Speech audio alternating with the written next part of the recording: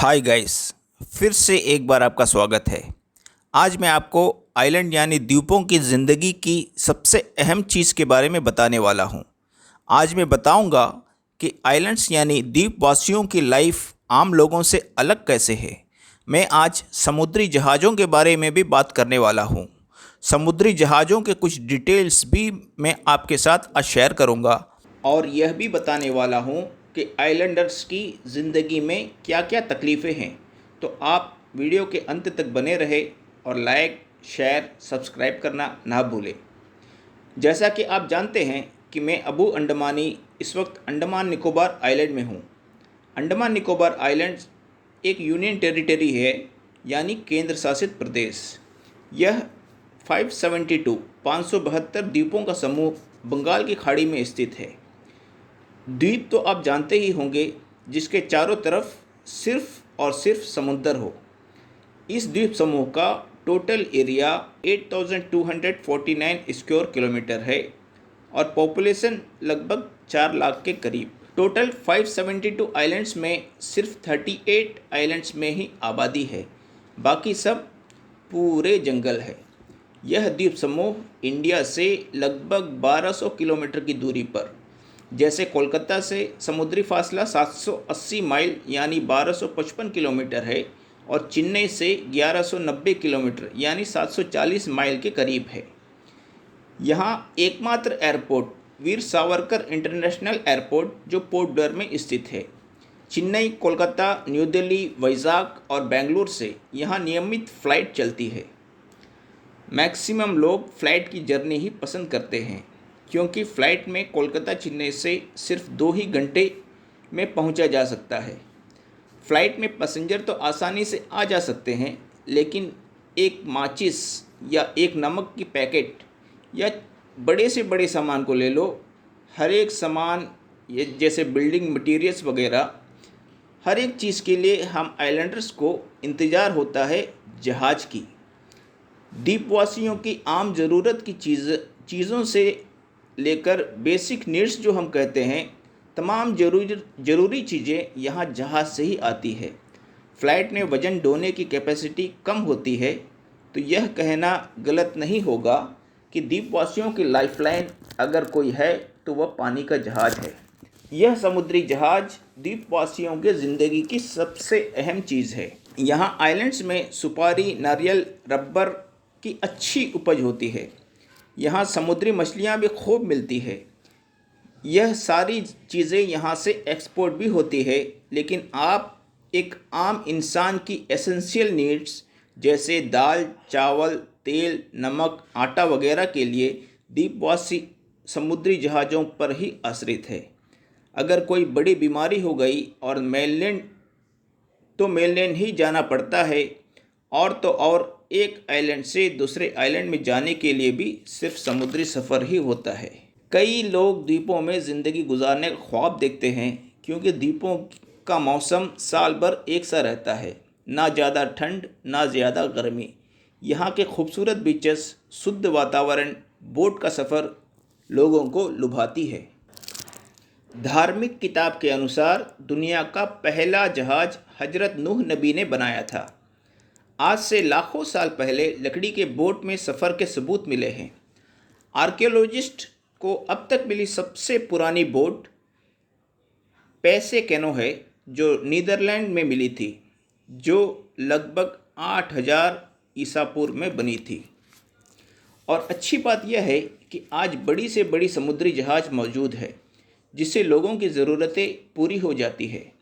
Ships बहुत तरह की होती है, जैसे टैंकर, नेवल शिप, व्हीकल फेरी, सबमरीन वगैरह। लेकिन आज मैं बात करने वाला हूँ कार्गो वेसल्स और पैसेंजर शिप यानी क्रूज़र के बारे में।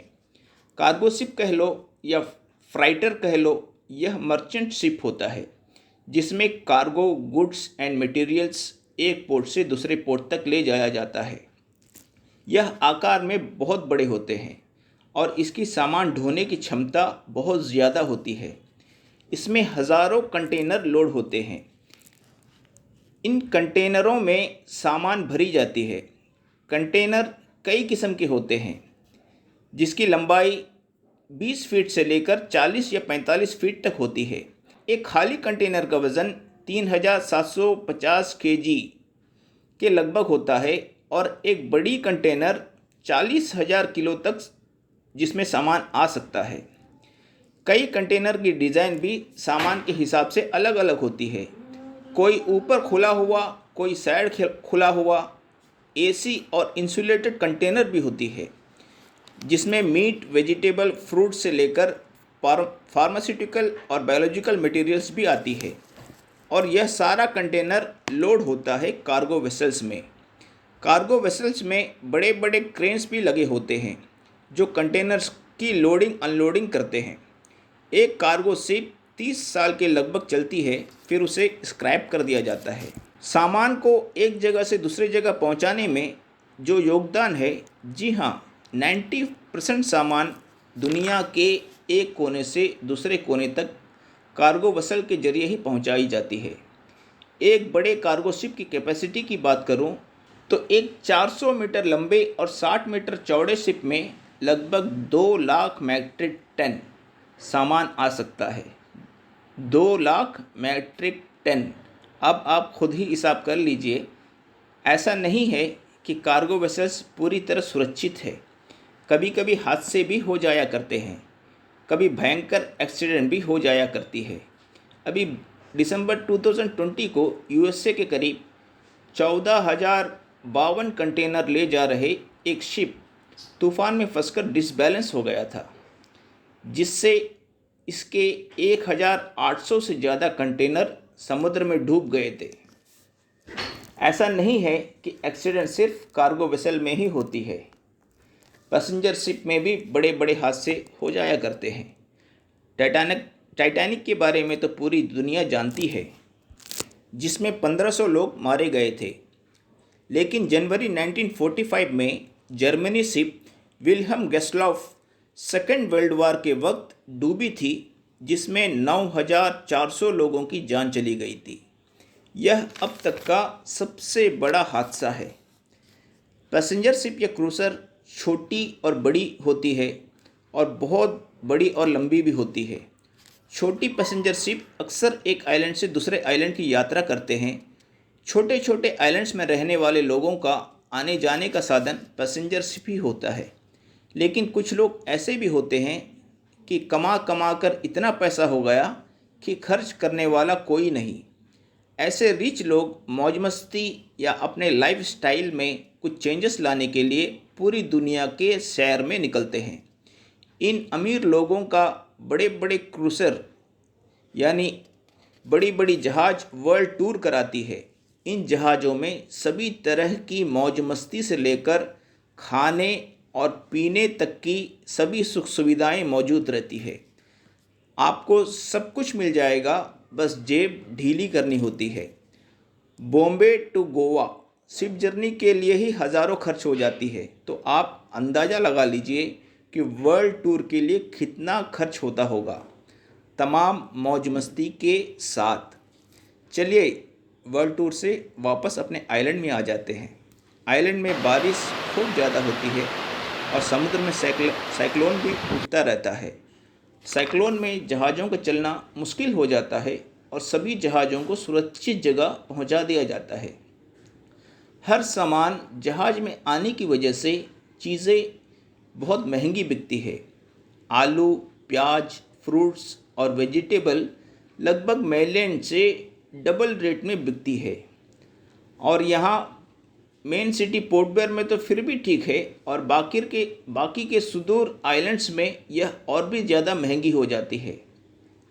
अगर शिप टाइम पे नहीं आया तो ज़रूरी चीज़ों का डिमांड और काला बाजारी भी शुरू हो जाती है। ऐसे में अगर देशों का आपस में जंग छिड़ गया या और कोई विपदा आ गई तो आइलैंड वासियों का जीना दूभर हो जाता है। जहाज़ चलना कम या बंद हो जाने पर छोटी से छोटी सामान भी नहीं मिल पाता कि आम ज़रूरतें की सामान के लिए भी तरसना पड़ता है। बस समुद्र की तरफ ताकते लोग जहाज़ का ही इंतज़ार करते रहते हैं। किसी आदमी का अकेले सुनसान आइलैंड में रहने के कई किस्से आपने सुने होंगे, लेकिन फिर भी अपने क्षेत्र अपनी मिट्टी से इतनी मोहब्बत है कि छोड़कर जा नहीं पाता। बस जीना यहाँ मरना यहाँ, इसके सिवा जाना कहाँ। तो फ़िलहाल इतना ही। शुक्रिया आपका। बस आप इसी तरह बने रहे। मैं कोशिश करूँगा कि आपको इसी तरह अच्छी अच्छी वीडियो और जानकारियाँ पहुँचाता रहूँ। अगले वीडियो को पाने के लिए आप सब्सक्राइब को क्लिक कीजिए और क्लिक करके घंटी पे क्लिक कीजिए और ऑल पर ज़रूर क्लिक कर दें। Thanks a lot.